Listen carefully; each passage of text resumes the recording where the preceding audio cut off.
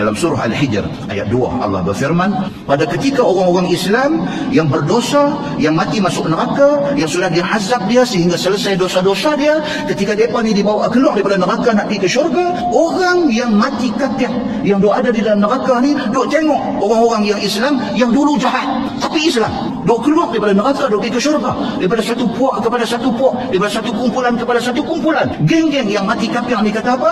Rubama yawaddul ladzina kafaru. Pada hari itu orang-orang kafir ni teringin sangat mereka ni lau kanu muslimin, kalaulah dulu kita pun Islam juga, alangkah baiknya.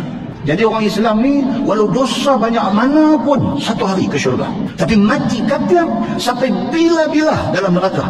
Bila dia tengok orang-orang Islam duk keluar, duk masuk syurga, keluar di mulut mereka yang akan kekal di neraka ni, mereka kata, ish, kalaulah dulu kita jadi orang Islam, alangkah baiknya.